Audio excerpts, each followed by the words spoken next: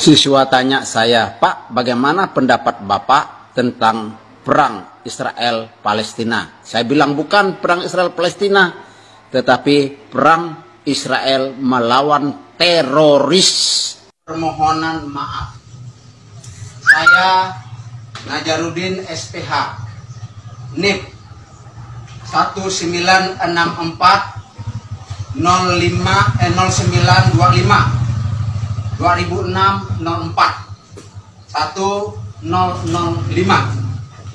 menyatakan secara sungguh-sungguh penyesalan dan permohonan maaf kepada seluruh pihak yang tersinggung, khusus umat Muslim Kalimantan Barat serta Kabupaten Bengkayang terkait perang Israel dengan Palestina yang disamakan dengan perang Israel dengan teroris yang dimuat di media sosial TikTok pada Senin 13 November.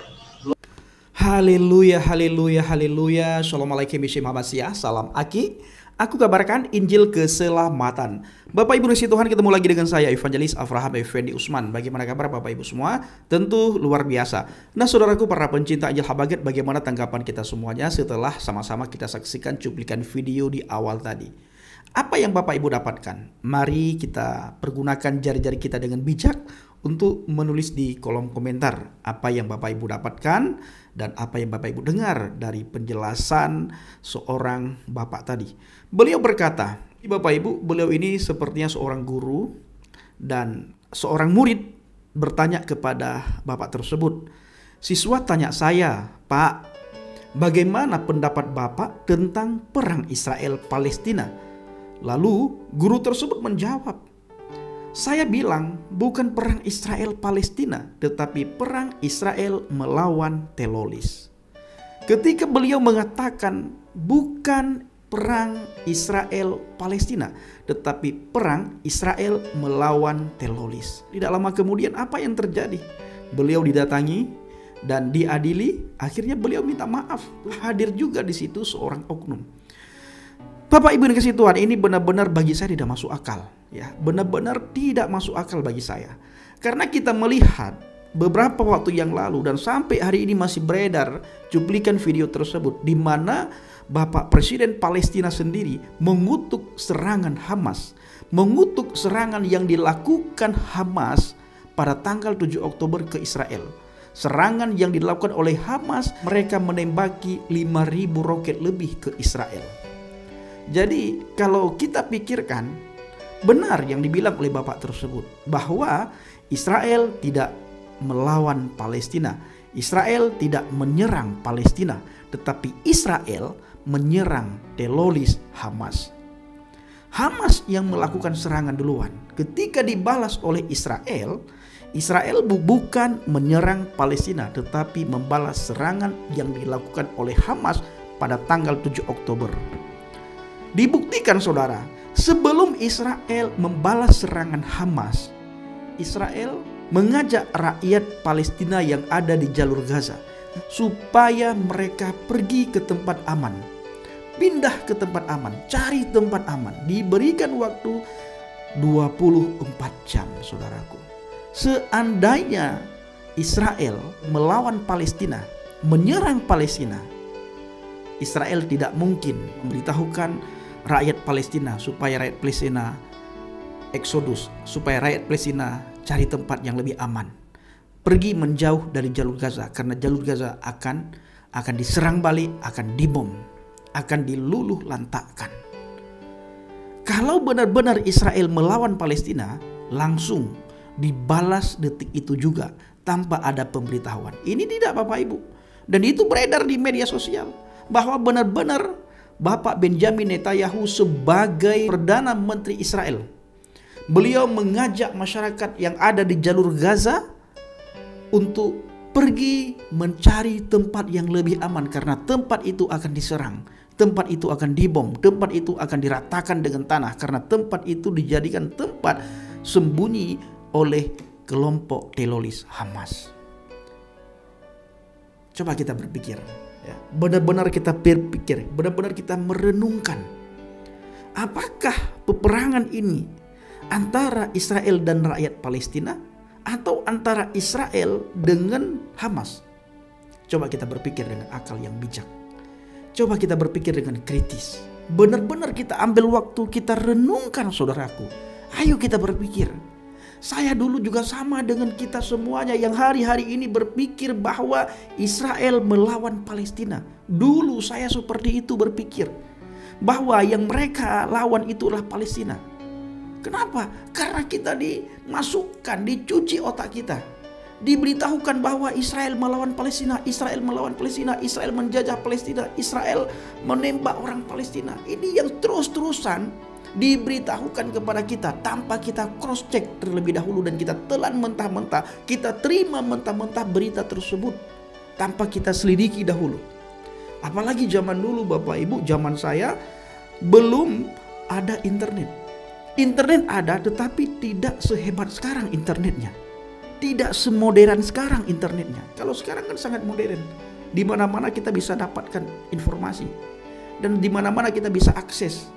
Ya, bisa cari sendiri, bisa kita cari tahu sendiri mana sebenarnya yang terjadi di lapangan. Apakah benar Israel dengan Palestina?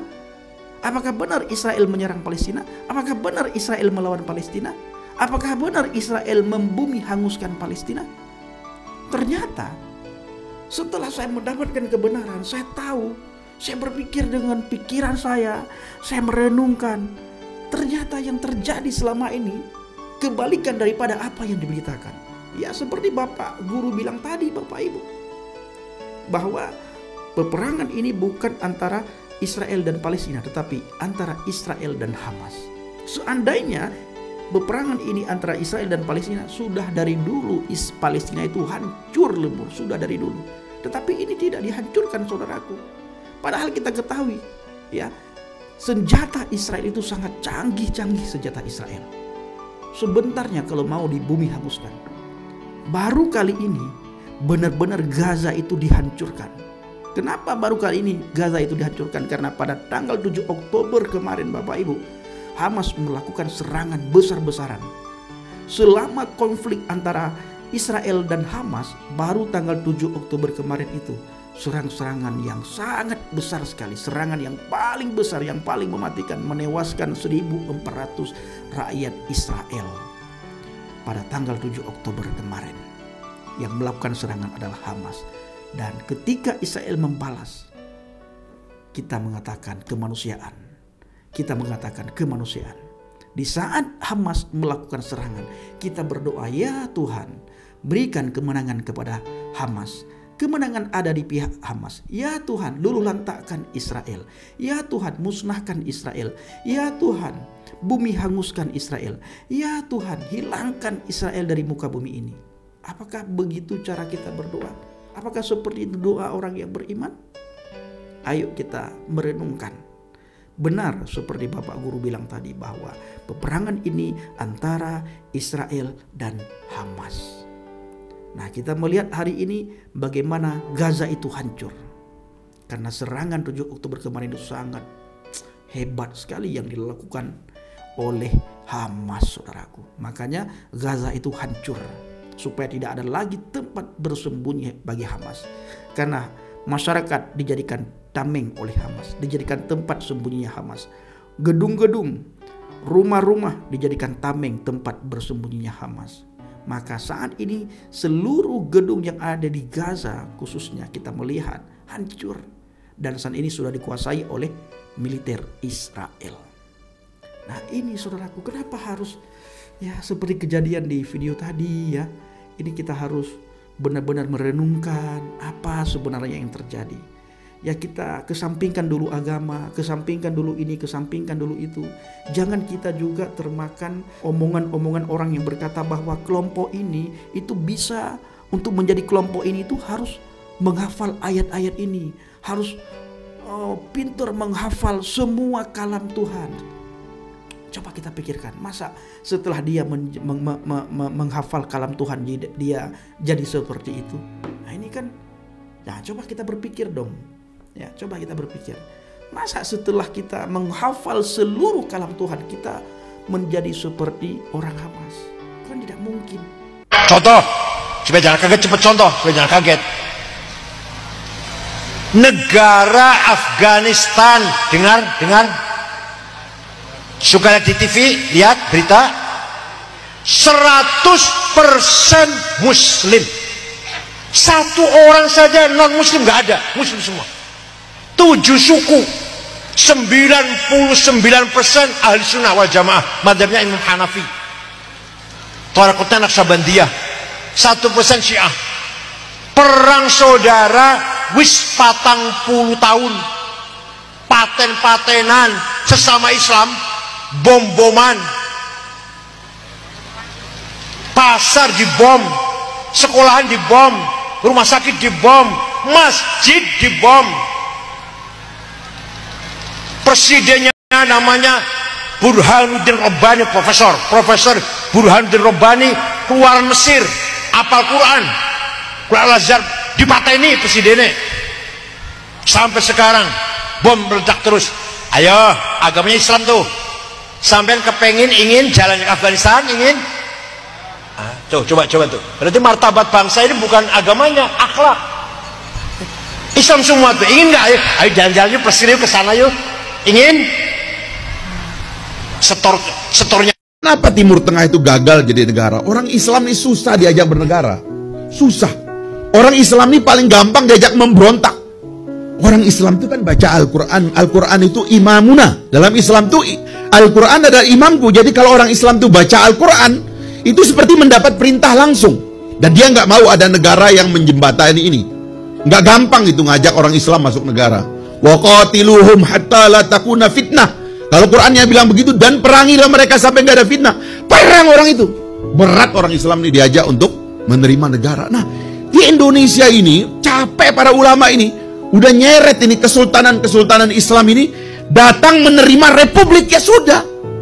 Ini yang menurut saya, khawatir saya, ada yang rawan ini, yang memprovokasi seolah-olah ini belum final, padahal ini udah dianggap final.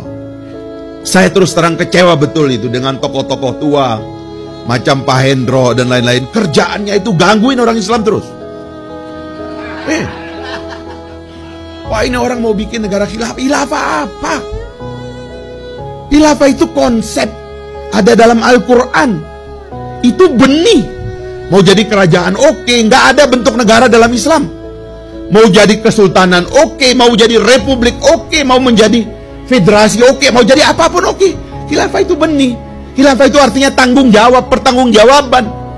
Kita ini mengurusi sesama itu adalah pertanggungan. Inni ja'ilun fil ardi khalifah. Kata Tuhan ngomong sama malaikat, saya mau turunkan manusia ini sebagai khilafah, sebagai khalifah. Tuhan yang ngomong begitu. Maksudnya manusia ini dilengkapi oleh Tuhan sebagai fi ahsani taqwim, diciptakan sebagai makhluk yang sempurna, akalnya, budinya luar biasa semua, dikasih tanggung jawab ngurus manusia ini. Supaya manusia tahu bahwa ada konsepsi pertanggungjawaban di antara mereka, dan terjadilah itu. Sepanjang sejarah sudah terbentuk. Tiba-tiba sampai di Indonesia hari ini ada yang ingin memecah belah kita, menganggap konsepsi-konsepsi dasar agama sebagai ancaman kepada republik. Menurut saya inilah ancaman dan bahaya kepada negara kita sekarang. Saudara-saudara semua, kita di sini hadir untuk membela Palestina. Yang berkumpul di sini, saya ingin ajak kepada semua. Sekarang ini tension tinggi di Timur Tengah. Kita tidak usah berpretensi bisa ikut menyelesaikan konflik Israel-Palestina. Itu jauh sekali dari sisi kemampuan kapasitas kita. Tapi beritanya menjanjikan. Itu biasa kampanye kan begitu.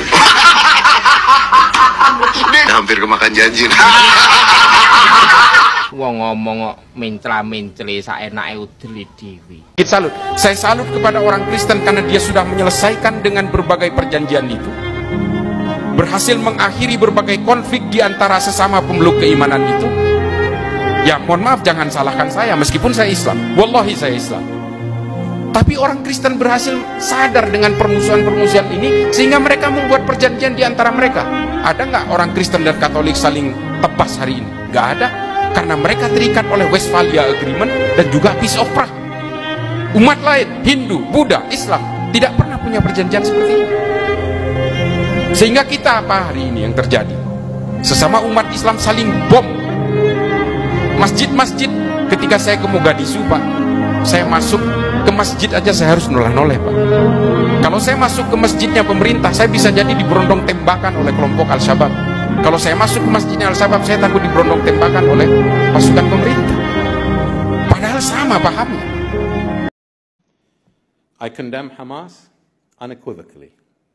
This is so everybody in the room can understand that I stand on the side of civilians and innocence and not on the side of political posturing. The attacks on October 7th were barbaric, were, how can I put it? They were horrific. They were indiscriminate. They killed women, children, elderly, did not matter.